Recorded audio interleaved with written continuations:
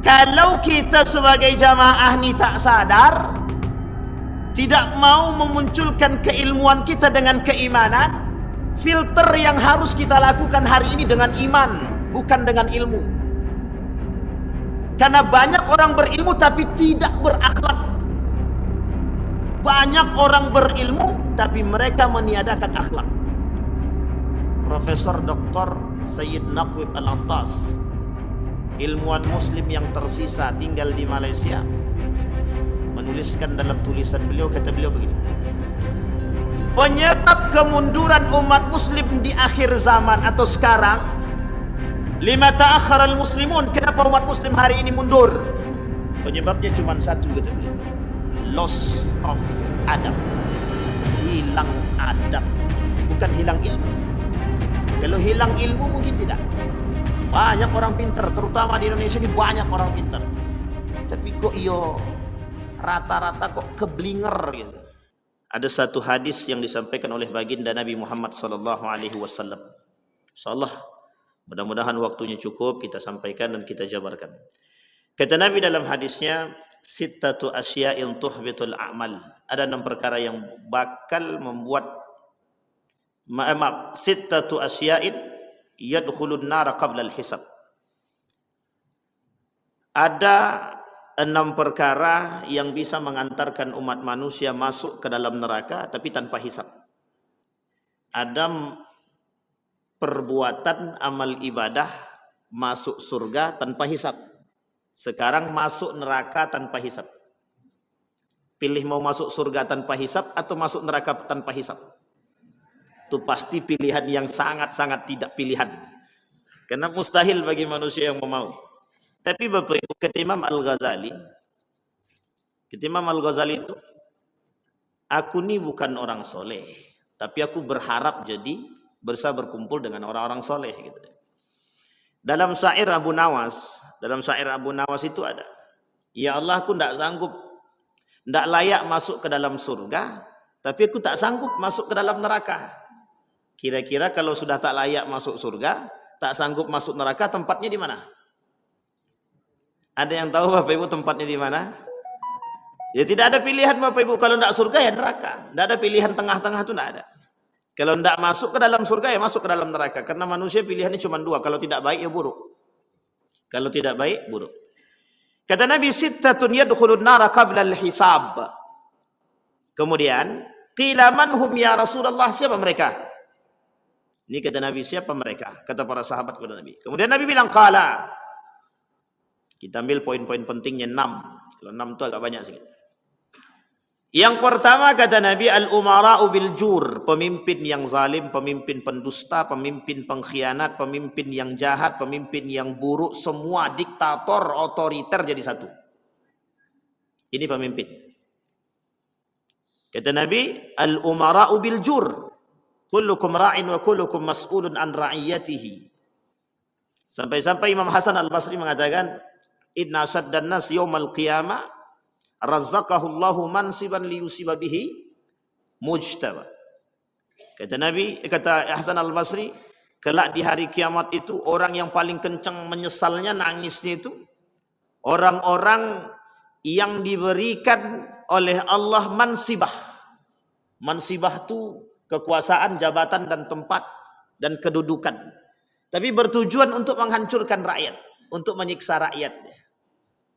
Jadi pemimpin yang diberikan oleh Allah kekuasaan tapi bertujuan untuk menyakiti rakyatnya.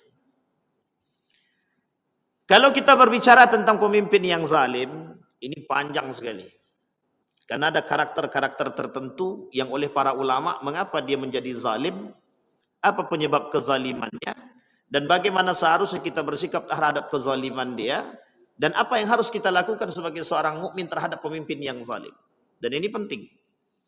Dan ini Bapak Ibu sekalian yang berbahagia, panjang. Tapi secara ringkas kita bahas begini Bapak Ibu. Salah seorang ulama menuliskan kitab dengan judul Ensiklopedi Akhir Zaman. Ensiklopedi Akhir Zaman. Kata ulama tersebut menukil daripada hadis baginda Nabi Muhammad sallallahu alaihi wasallam. Kata Nabi, La taqumus sa'ah hatta tara. Tak akan terjadi hari kiamat kata Nabi sampai kalian akan melihat al-umara az-zalim, zalatul alim, al-imam ad-dani, pemimpin-pemimpin yang terhina kata Nabi. Dalam satu riwayat yang lain Nabi berkata begini. Tapi ini tak boleh dikait-kaitkan. Kata Nabi dalam hadisnya, ya'ti 'alan nasi zamanun yugharbaluna fihi gharbalah. Yabqa minhum husala qad marijat uhuduhum wa amanatuhum wa ikhtalafu fakanu hakadha wa shabbaka baina asabi'ihi. Satu ketika Bapak Ibu Nabi sedang duduk dengan para sahabat. Apa kata Nabi kepada para sahabat? Ya'ti 'alan nasi zamanun yugharbaluna fihi gharbalah. Akan datang satu masa kepada umatku kata Nabi di mana mereka orang-orang tersebut menyaring. Apa yang disaring? Yang disaring itu orang-orang yang baik. Sehingga orang-orang yang baik ini hasil penyaringan yang tersingkirkan. Kata Nabi, yugharbaluna fihi gharbalah. Orang-orang baik tersingkirkan satu. Wa yabqa fihi husalah. Yang tersisa dari orang-orang itu ketika itu adalah husalah. Tahu Bapak Ibu arti husalah? Husalah itu para penista-penista, para pelaku maksiat, kaum munafik. Dalam satu riwayat yang lain atau dalam pandangan ulama, ada 7 golongan pengikut Dajjal di akhir zaman itu. Jadi di akhir zaman nanti pengikut Dajjal itu 7. Salah satu di antara pengikut Dajjal yang 7 itu kaum munafik salah satunya. Kaum munafik. Bapak Ibu bisa melihat kaum munafik itu ada di mana? Jangan tunjuk-tunjuk. Tahu Bapak Ibu ada di mana kaum munafik itu? Kaum munafik itu ada di sekitar kita. Ada di sekitar kita. Kapan-kapan boleh Bapak Ibu cari siapa orang-orang yang pakar di bidang tafsir, minta beliau untuk mengkaji surat Al-Munafiqun. Biar Bapak Ibu tahu karakter orang munafik itu dari dulu sampai sekarang seperti apa. Tidak ada perbedaan sedikit pun, sama. Dan itu yang disampaikan oleh Nabi di akhir zaman kata Nabi. Karena kelak yang mengisi zaman ini semuanya manusia munafik, yang tersingkir itu orang-orang baik. Yang tersingkir orang-orang baik. Apa kata Nabi? Yugharbaluna fihi gharbalah. Tersingkir sedikit demi sedikit satu orang baik. Yang tersisa husalah, para penista, pengingkar janji, pengkhianat, orang-orang pelaku maksiat, para koruptor, para suapisasi, para pelaku maksiat, para pelaku peminum khamar, para pezina, para pemabuk berkumpul jadi satu. Orang-orang yang baik ketika itu di mana? Mereka tak mampu menampakkan diri mereka. Ada yang beruzlah, ada yang tetap di rumah, ada yang tak berani keluar, ada yang keluar hanya untuk sekedar beribadah kemudian kembali. Kenapa demikian? Karena ketika itu kebenaran, keadilan, kejujuran tidak nampak. Yang nampak adalah dusta. Yang nampak adalah ketidakadilan. Yang nampak adalah ketidakjujuran. Dan itu yang terjadi di akhir zaman kata Nabi. Pertanyaannya adalah, apakah perkataan Nabi ini pasti terjadi? Ada yang mengingkari? Assalamualaikum. Tidak usah terlalu tegang-tegang betul Pak. Ada enggak yang mengingkari perkataan Nabi? Tidak ada Pak. Kalau kita orang beriman tak akan mungkin kita mengingkari. Pertanyaannya adalah, apakah perkataan Nabi ini pasti terjadi? Sekarang pertanyaan kemudian muncul. Kira-kira di zaman yang sekarang kita tempuh nih, sudah mulai berkurang atau bertambah orang baik itu? Ayo ngomong apa-apa di depannya. Pertanyaannya adalah, sadar kita akan berkurangnya orang baik di hadapan kita? Pertanyaan kemudian muncul. Di mana posisi kita? At-tatsabbut bil khair am ma'ahum? Kita tetap pada kondisi atau tetap pada pendirian kita sebagai orang yang baik, atau kita bersama dengan mereka? Sekarang lebih banyak yang bersama Bapak Ibu orang baik atau bersama mereka? Lebih banyak mana? Orang yang tetap pada pendiriannya dalam kebaikan atau bergabung bersama para pendusta, para pengkhianat? Bergabung atau memisahkan diri? Lebih banyak bergabung atau yang memisahkan diri? Jangan tersinggung, jangan tersinggung. Salah satu karakter kaum munafik adalah pengkhianat. Salah satu kaum munafik ciri dan karakternya, kata Syekh Dr. Aid Al-Qarni, adalah pengkhianat. Itu yang pertama. Al-umara'u bil jur. Ini kalau dibahas panjang, Pak. Tapi begitu kata Nabi, kerap memang akhir zaman itu isinya memang para pemimpin-pemimpin yang zalim. Bapak Ibu boleh cek dari Amerika sampai Indonesia, cek aja negara-negaranya, Pak. Cek saja negaranya. Mana pemimpin-pemimpinnya yang memang pemimpinnya yang tidak zalim. Kita katakan pemimpin Indonesia zalim ya. Tapi kita mengambil daripada sejarah, kita kemudian melihat daripada sejarah, kita melihat daripada perkataan baginda Nabi, kita melihat dari perkataan Allah dalam Al-Quran. Coba kita runut. Hampir 80% perkataan Nabi sudah mulai terbukti. Sudah mulai terbukti. Semenjak terbukanya, semenjak runtuhnya Turki Utsmani, semakin nampak apa pengaruhnya. Siapa yang membuat itu terjadi? Apakah ini skenario ataukah ini dibuat oleh orang-orang tertentu? Baik. Sekarang Bapak Ibu, adakah hari ini program yang kita bangun untuk membangun para pemimpin-pemimpin yang adil, pemimpin-pemimpin yang baik? Ada enggak program kita menciptakan generasi-generasi pejuang yang memperjuangkan kebaikan? Ada enggak program kita yang hari ini memunculkan generasi-generasi yang berani mengatakan kebenaran dan meninggalkan kebatilan? Adakah hari ini program yang mencetak kader umat pemberani? Jangan tersinggung. Memang begitu keadaan kita hari ini. Yang pertama, al-umara'u bil jur. Kita tak usah panjang pada masa itu. Yang kedua, kata Nabi yang kedua, al-arabiyatu bil asabiyah. Al-arabiyatu bil asabiyah, kiasan untuk semua. Orang Arab yang sangat fanatik terhadap golongan mereka. Ini kiasan untuk semua. Akan bermunculan, kata Nabi, di akhir zaman itu kelompok-kelompok fanatik. Yang fanatik terhadap golongannya, yang fanatik terhadap mazhabnya, yang fanatik terhadap apa namanya itu? Kelompok dia. Firqah dia. Yang bermunculan apa? Orang-orang yang mohon maaf. Ini Nabi yang nyampai, bukan saya. Kata Nabi, kelak di akhir zaman yang muncul orang-orang yang bodoh. Yurfa'ul ilma wa yathbutul jahlu. Ilmu diangkat dari orang-orang yang tersisa adalah orang-orang yang bodoh, kata Nabi. Wa yathbutul jahlu. Jahlu itu artinya bodoh. Tidak bisa diartikan apapun, tidak bisa. Diartikan orang tidak berilmu, memang arti jahlu itu bodoh. Dulu ada orang jenius. Sekarang tak ada lagi orang jenius. Yang ada orang pinter. Orang pinter mulai berkurang semakin sedikit demi sedikit. Oh, itu sudah menjadi sunnatullah, bukan sunnatullah. Memang itu perkataan Nabi. Akan berkurang. Orang berilmu seperti apa yang berkurang? Orang berilmu yang dengan keimanannya. Kalau orang pinter banyak, orang berilmu hari ini banyak. Yang bergelar profesor tuh banyak. Yang bergelar doktor tuh banyak.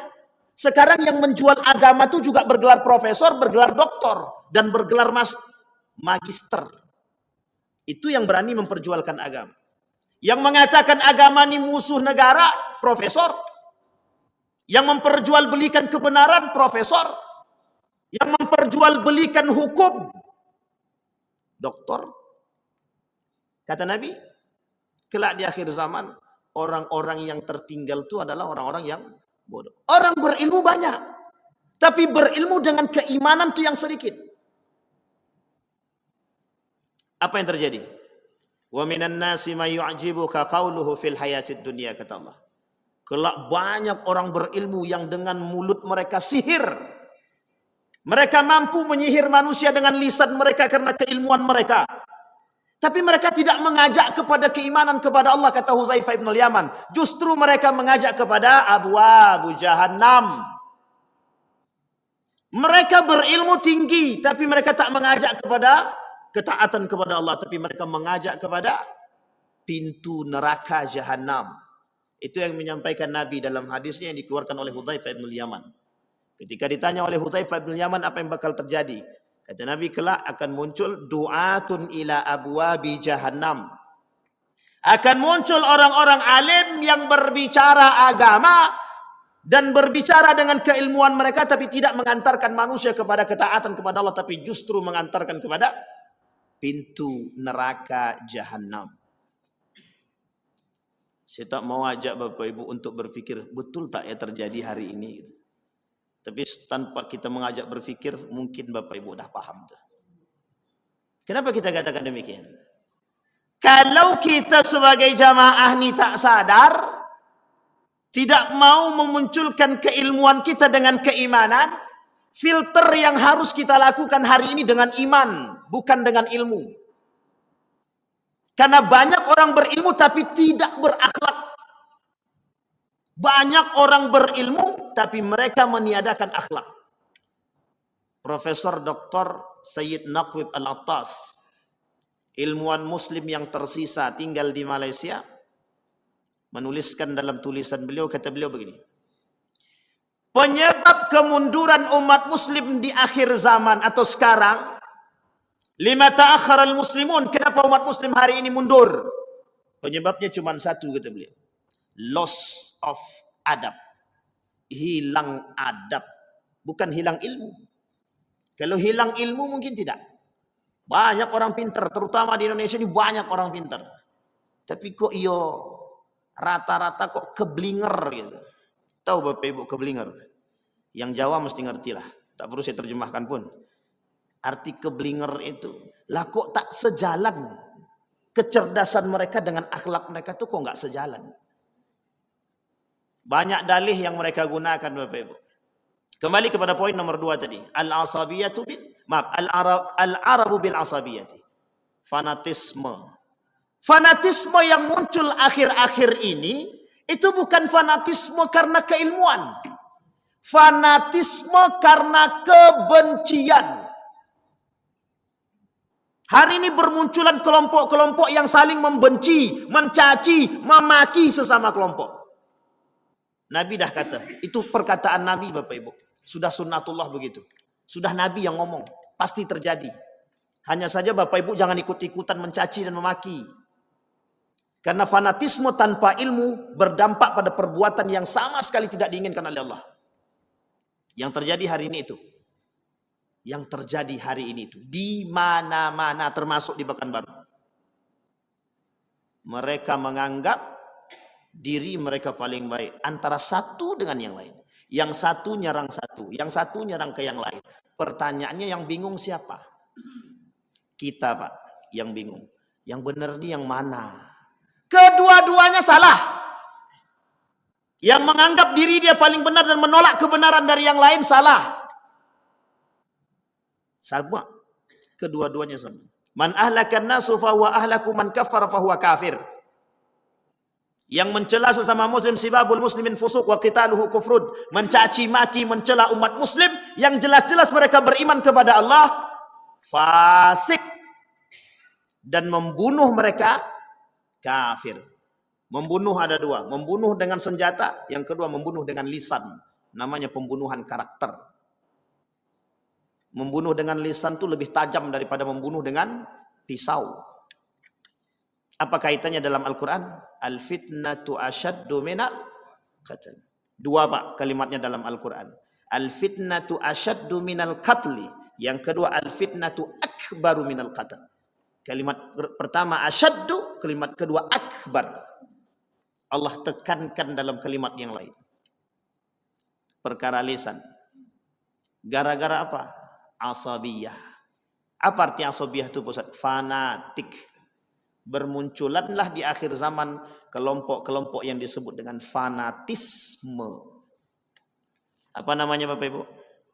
Fanatisme. Ibu-ibu mazhabnya apa? Syafi'i, Hambali, Hanafi atau Maliki? Maliki apa Syafi'i? Syafi'i atau Hambali? Syafi'i, tapi kok nggak pada bercadar semua? Hukum bercadar bagi Syafi'i wajib. Yang sunnah itu Imam Ahmad bin Hambal. Imam Ahmad bin. Ibu-ibu pakai kaos kaki enggak kalau keluar rumah? Pakai. Ada enggak yang enggak pakai kaos kaki? Ada. Itu mazhabnya siapa? Syafi'i itu bukan? Yang keluar rumah tanpa kaos kaki itu mazhabnya Imam Abu Hanifah, Imam Malik. Yang pakai kaos kaki mazhabnya Imam Syafi'i. Lebih banyak mana? Ikut mazhab Syafi'i atau Imam Malik? Atau Imam Abu Hanifah? Sekarang pertanyaannya, apa boleh tidak kita melakukan demikian? Boleh tidak kita menyalahkan ibu katanya Syafi'i tapi sekarang kok nggak bercadar? Berarti ibu ini pengikut abal-abal. Bisa kita katakan begitu? Tidak. Tidak bisa. Kenapa tak bisa? Karena pada masa mereka tidak ada caci maki. Yang boleh melakukan caci maki, bukan caci maki, yang boleh mengatakan melemahkan konsep-konsep itu hanya orang-orang yang berilmu. Hari ini itu yang berbicara orang-orang yang dungu. Makanya mereka dengan bebas berkata, oh si Anu, oh si B, oh si C. Karena asabiyah yang mereka lakukan tanpa ilmu. Kalau dia fanatik dengan ilmu, dia tak akan mencaci maki orang lain. Kalau dia fanatik dengan ilmu. Ini yang kita tak mau Bapak Ibu. Karena dalam kehidupan kita tidak mutlak Syafi'i. Di dalam kehidupan kita tidak mutlak Syafi'i. Dan kita tidak berhak mengatakan yang bukan Syafi'i salah. Dan kita tak berhak mengatakan yang bukan Hambali salah. Yang bukan Maliki salah. Tidak bisa Pak. Ada satu kondisi kita menggunakan madhab A. Ada satu kondisi kita menggunakan madhab B. Dan itu kondisi-kondisi tertentu. Bukan berarti kita lepas pada pegang. Kita boleh berpegang teguh Pak. Hukum berpegang pada satu madhab itu sunnatun muakkadah. Bahkan ada yang mengatakan wajib. Betul, wajib tapi tak mengharamkan bagi yang lain. Ini unik Pak, unik. Saya sering ditatar pertanyaan, Ustaz, tadi kami kan lupa Ustaz. Lupa kami tadi. Lupa apa? Lupa pakai cadar katanya. Gimana, salahkah kami? Kemudian ada kami sholat Ustaz.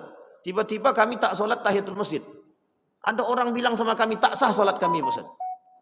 Sampai dia bilang, pokoknya tak usah sholat sini. Anda tidak sah sholat Anda, pergi balik ke rumah kata dia. Saya bilang, ini kelompok mana lagi? Ini lebih parah daripada sesat ini kalau begitu. Sampai sini paham Bapak Ibu. Jadi kondisi kita Bapak Ibu, kondisi al-Arab bil asabiyah. Ini kiasan untuk semua. Kalau kita kembalikan kepada al-Arab wal asabiyah, orang Arab yang fanatik banyak. Hari ini bermunculan Bapak Ibu perkataan Nabi itu, terbukti. Orang Arab itu jangankan orang Arab, yang baru masuk ke Arab aja rasisnya kuat. Rasis Bapak Ibu, rasis. Orang Arab itu sangat fanatik terhadap kelompok mereka. Misal Bapak Ibu dari kabilah Tamim. Itu orang-orang Tamim tidak mau Bapak Ibu. Mereka akan hebat-hebatan. Mana yang paling hebat? Daluskah, Tamimkah, Kubaikah atau apakah? Begitu Bapak Ibu. Sehingga rasismenya tinggi. Rasis di sana tinggi. Mereka akan bergaul bersama mereka. Dan sekarang mulai nampak sedikit demi sedikit. Kalau dulu nampak memang. Sekarang mulai nampak dan mulai berkembang. Itu kalau kita kembalikan kepada Arab. Jangan salah Bapak Ibu. Di Arab itu rasisnya tinggi. Jarang orang kaya mau duduk dengan orang miskin. Yang kita tengok itu segelintir saja Pak. Seorang syekh bernama Syekh At-Turaifi namanya. Syekh At-Turaifi itu ketika dia berbicara mengatakan bahwa hilangkan hilangkan perbedaan antara setiap kelompok, kata Syekh At-Turaifi. Dan dia membantah kebijakan pemerintah. Besok masuk penjara tuh Bapak Ibu. Sampai sekarang belum keluar lagi. Hanya gara-gara protes terhadap kebijakan pemerintah untuk kesetaraan. Artinya apa? Dia ingin mengatakan tidak ada perbedaan antara kaya dan yang miskin. Akhirnya apa? Masuk penjara. Namanya Syekh At-Turaifi. Jangan salah Pak. Mudah-mudahan di tempat kita tidak. Mudah-mudahan di negara kita tidak. Itu yang kedua. Apa kesimpulan daripada Al-Sabiyah tadi? Jangan sampai fanatik yang berlebihan. Nabi kata dalam hadisnya, la taghlu fi dinikum. Jangan kalian berlebihan tanpa ilmu terhadap agamamu. Apa yang terjadi Bapak Ibu? Mohon maaf. Apa yang terjadi orang yang berlebihan tanpa ilmu terhadap agama? Kaum Khawarij. Itu paling jelas pada masa Ali bin Abi Thalib. Ali bin Abi Thalib ketika pulang dari perang Siffin, di tengah perjalanan keluar dari barisan Ali, 200 lebih yang keluar, mereka pergi ke perbatasan Harura antara Kufah. Kemudian mereka mereka pergi bergerilya ke pedesaan-pedesaan di setiap Kufah tersebut. Tapi basis mereka ada di Harura. Apa yang mereka tanamkan kepada masyarakat-masyarakat yang awam itu? Kata mereka kepada masyarakat-masyarakat yang awam, kembalilah kepada Al-Quran dan Sunnah. Itu yang mereka tekankan kepada orang-orang yang ada di sekitar. Sehingga tercuci otak mereka. Setelah tercuci otak mereka, apa yang terjadi? Yang terjadi adalah semua orang yang bertentangan dengan pemahaman mereka, mereka semua bukan dari golongan kami, kata mereka. Bahkan yang lebih parah lagi, fanatiknya yang paling parah lagi, yang bertentangan dengan pemahaman mereka dibunuh. Itu Khawarij. Sekarang ada, mungkin tak sampai bunuh-bunuh. Ada kelompok yang selalu menganggap diri dia paling benar, siapapun mereka. Setiap kelompok yang menganggap diri dia paling benar dan tidak mau bergabung dengan siapapun dan tidak mau menerima pandangan-pandangan yang lain, bagian daripada Khawarij. Jangan tersinggung. Siapapun itu. Neo Khawarij. Itu yang terjadi sekarang. Nabi katakan dalam hadis yang lain. Kata Nabi, kelak akhir zaman akan muncul kelompok-kelompok yang fasih. Lebih fasih daripada anda. Lebih baik ibadahnya daripada anda. Yaqra'una al-Quran hatta fi unuq. Mereka cuma baca Quran sampai di sini. Sekarang saya tanya kepada kita semua Bapak Ibu. Lebih cerdas kita atau Yahudi dalam memahami Al-Quran? Jawab dengan jujur Bapak Ibu. Lebih cerdas kita atau Yahudi dalam memahami Al-Quran? Saya tak katakan Bapak Ibu Khawarij ya. Siapa yang lebih cerdas? Yahudi jam 3 malam bangun, mandi, kemudian dia baca Quran. Dan dia bertadabbur dengan ayat Al-Quran. Hari ini siapa di antara kita yang bangun tengah malam, mandi, kemudian bertadabbur dengan ayat Al-Quran? Yang ada dalam masjid ini saja.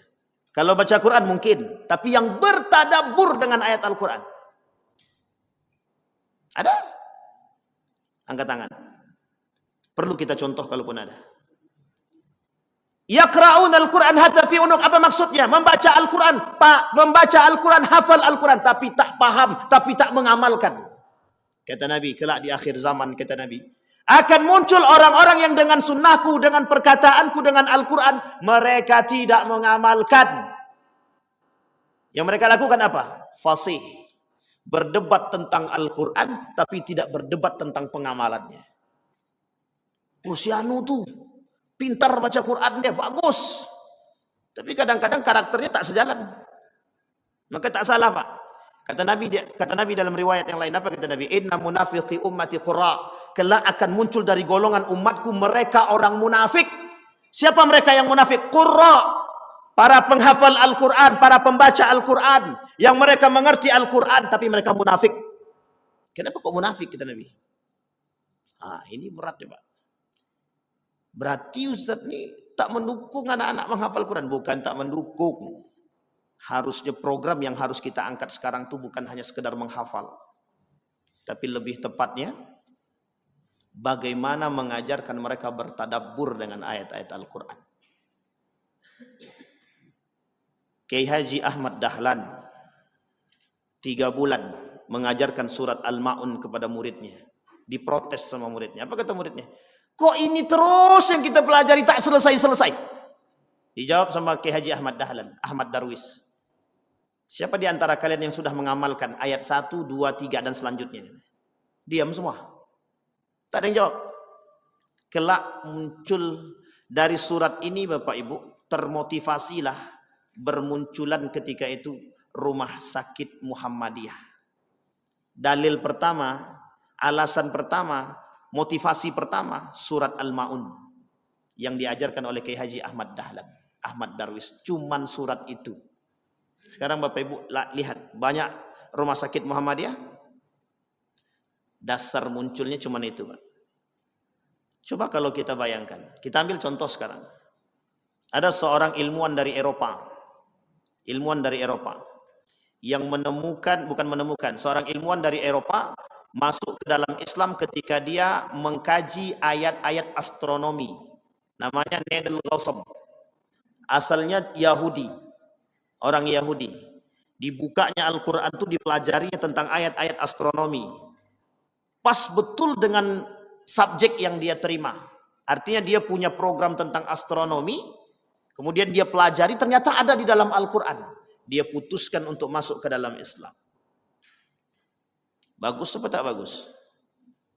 Sekarang pertanyaannya adalah, ada enggak orang-orang kita yang seperti itu?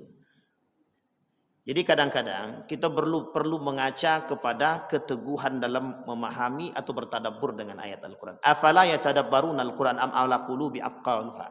Kadang-kadang kita penting, Pak. Kita mempelajari Al-Quran tapi kita kadang tak menjalankan ayat-ayat Al-Quran. Kita tak menjalankan.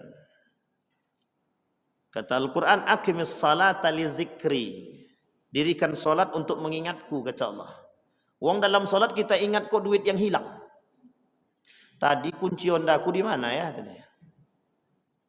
Kadang-kadang.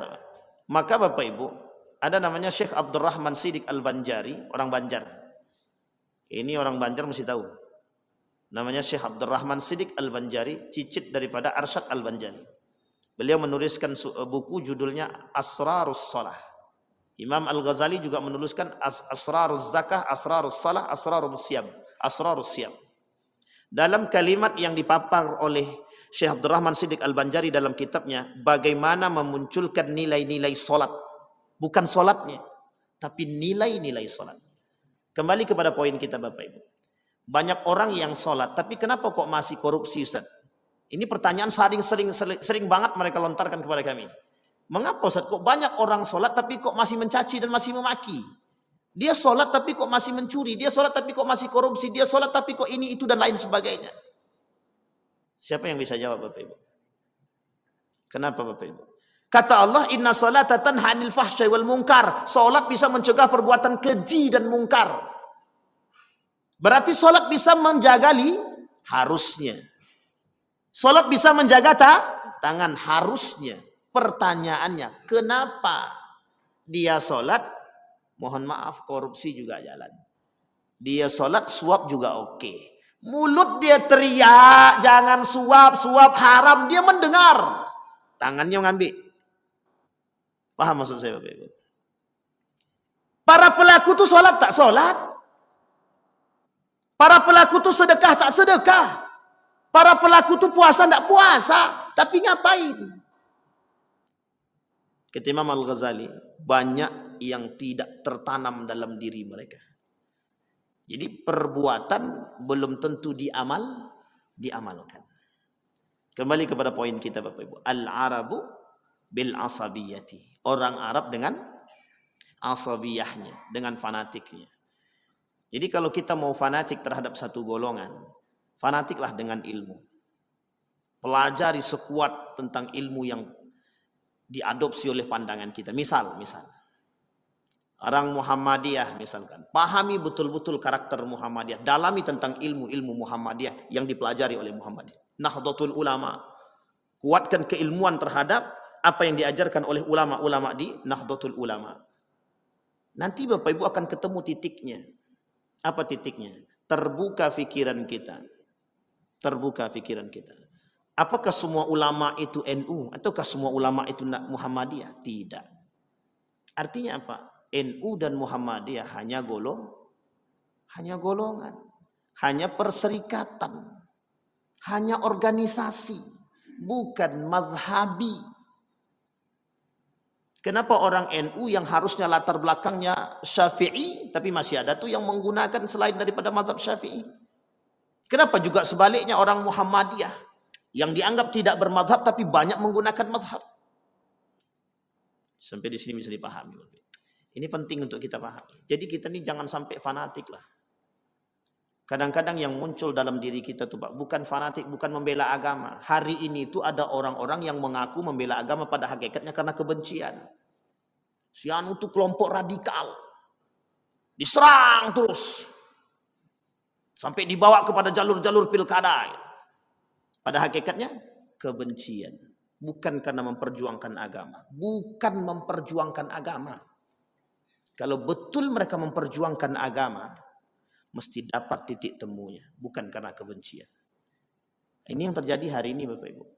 Fanatisme menyebabkan hilang akal sehat dan hilang keimanan kita. Nomor 3. Waddahaqin bil kibar. Para penjajah dengan kesombongannya. Ini saya ambil secara global. Ada namanya Zionisme. Ada namanya Amerika. Sekarang Amerika itu adalah negara paling sombong di muka bumi ini. Jadi kalau Bapak Ibu mau kata Amerika itu Dajjal, boleh aja tuh. Mungkin namanya Dajjal yang terselubung. Kenapa kita katakan demikian Bapak Ibu? Negara Amerika berhasil menjajah semua negara yang ada di dunia ini. Tapi kalau disederhanakan maknanya, hari ini itu Bapak Ibu, kita ini sedang dijajah. Merdeka secara fisik tapi tak merdeka secara mental. Kita merdeka secara fisik tapi kita tidak merdeka secara mental. Kenapa saya katakan tidak merdeka secara mental? Hari ini kita dijajah dari dunia pikiran, kita dijajah dari dunia pendidikan, kita dijajah dari dunia mental. Dan kita lebih parahnya lagi yang dijajah adalah akhlak. Akhlak kita hari ini dijajah. Bagaimana cara mereka menjajah? Mereka tidak menjajah dengan fisik. Mereka tidak menyerang negara kita. Tapi yang mereka serang apa? Karakter, pendidikan, moral, ekonomi. Sedikit demi sedikit mereka perang. Sekarang tak perlu sedikit-sedikit lagi. Serang habis-habisan. Tapi kan kita tidak tahu. Kita tidak sadar. Iya, kita tidak sadar. Berapa banyak anak-anak kita yang sekarang ini dijajah oleh gadget. Berapa banyak anak-anak kita hari ini dijajah oleh judi online. Berapa banyak hari ini manusia dijajah oleh game online. Berapa banyak orang hari ini dijajah oleh pinjol. Berapa banyak orang hari ini dijajah oleh prostitusi online. Berapa banyak hari ini kita dijajah oleh pendidikan-pendidikan yang tidak bermutu dengan dalih pendidikan karakter pada hakikatnya makin tidak berakhlak. Siapa yang datang? Siapa yang memasukkan pemikiran-pemikiran demikian? Siapa yang masukkan? Harus kita akui Pak, mereka yang belajar ke Eropa, balik ke sini diberikan posisi, mereka rusak, mereka rancuhkan semua. Orang Eropa berhasil mencuci otak umat muslim yang belajar ke sana, jangan tersinggung. Meskipun tidak semua. Tapi mayoritas yang belajar ke sana, ke Eropa, belajar mengambil studi Islam, balik-balik merusak. Jangan tersinggung. Meskipun tidak semua, sebagian. Yang mengatakan semua agama benar, lulusannya mana? Yang mengatakan agama musuh negara, yang lulusannya mana? Yang mengatakan riba, bunga bank bukan riba, lulusan mana? Yang mengatakan nikah beda agama tidak haram, lulusan mana? Yang mengatakan pendidikan berbasis karakter atau level revolusi, itu lulusan mana? Yang mengatakan ekonomi kita baik-baik saja meskipun dengan riba, lulusan mana? Yang mengatakan, mohon maaf, yang mengatakan Orang yang berhubungan badan itu tidak zina kalau suka dengan suka. Siapa? Lulusan mana? Terasa atau tak terasa kita sedang dijajah dengan demikian? Yang mengutarakan tentang peraturan pemerintah tentang kondom itu siapa? Yang ingin merealisasikan kondom itu siapa? Lulusan mana? Bukan rasis. Begitu keadaannya hari ini. Berhasil mereka menjajah kita dengan apa? Program. Mereka punya program. Yang melakukan program itu siapa? Umat muslim. Mereka kafir yang punya program, umat muslim yang menjalankan program dia. Orang munafik. Pertanyaannya adalah, dijajah atau tak dijajah kita hari ini? Sekarang pertanyaannya adalah, orang tua sulit untuk mengingatkan anak. Bahkan anak condong untuk melawan kepada orang tua. Itu hasil penjajahannya, Pak. Hasil penjajahannya. Nak, sholat. Emak aja dulu. Berani enggak emaknya mukul dia? Nanti kalau dipukul, Ustaz, kena undang-undang perlindungan anak. Betul apa salah? Mereka akhirnya didukung, di backup. Yang rusak apa? Karakter. Akhirnya apa? Mak sholat, anak kata maknya, ya udahlah. Mudah-mudahan kau dapat hidayah ya. Tidak ada lagi ketegasan dalam rumah tangga untuk mengajak anak untuk sholat, itu tak ada lagi. Kalau kau mau sholat silakan, kalau tak mau sholat tak urus. Lepas tanggung jawab mak. Jangan salah, Pak. Jangan katakan lepas tanggung jawab kita. Seberapa besar usaha kita mengajak anak. Qu anfusakum wa ahlikum nara, kata Allah. Itu ditekankan oleh Allah. Jaga anakmu, jaga keluargamu dari api neraka. Seorang ayah yang tidak memberikan pendidikan agama kepada anaknya pengkhianat. Berkhianat kepada Allah. Jadi jangan salah Bapak Ibu. Kalau hari ini kita tidak bisa memberikan pendidikan tauhid dan agama kepada anak kita, itu pengkhianat kepada Allah. Karena janji kita adalah, tugas kita adalah, pendidikan kita adalah, dan janji kita kepada Allah wajib memberikan pendidikan agama kepada anak. Berat atau ringan tugas kita hari ini? Coba dampak dari penjajahan mereka. Yang mereka jajah apa? Yang mereka jajah keinginan dan kebutuhan kita. Mereka cuma menjajah kita melalui keinginan kita dan kebutuhan kita. Mereka manjakan kita dengan HP. Mereka manjakan kita dengan A, B, C, D. Sekarang anak-anak malas.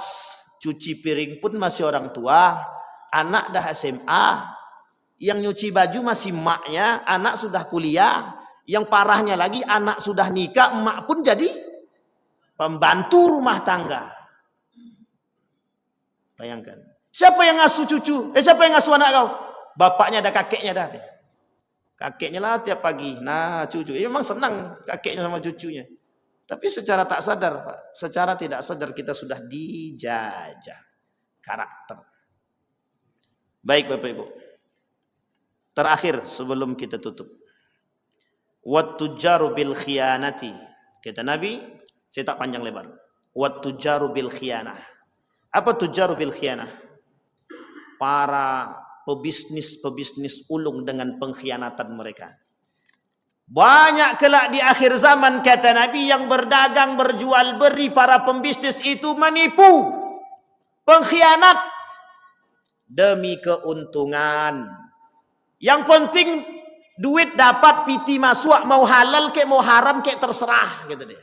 Yang penting piti masuk, perutku terisi lah. Yang lain terserah. Nak haram kek, nak halal kek lantak, terserah. Itu perkataan Nabi, bukan saya. Kata Nabi, di akhir zaman tuh orang tak mikir lagi mau halal kek mau haram kek terserah. Gitu. Yang penting piti masuk. Saya tak panjang di sini. Mudah-mudahan ada manfaatnya bagi kita semua. Harusnya bisa kita selesaikan, tapi ternyata cuma sampai nomor 4. Mudah-mudahan. Kalau Allah izinkan kita ketemu, kita sampaikan, kita selesaikan. Saya kira itu saja, mudah-mudahan bermanfaat bagi kita semua. Fa'tabiru ya ulil absar la'allakum tuflihun. Assalamualaikum warahmatullahi wabarakatuh.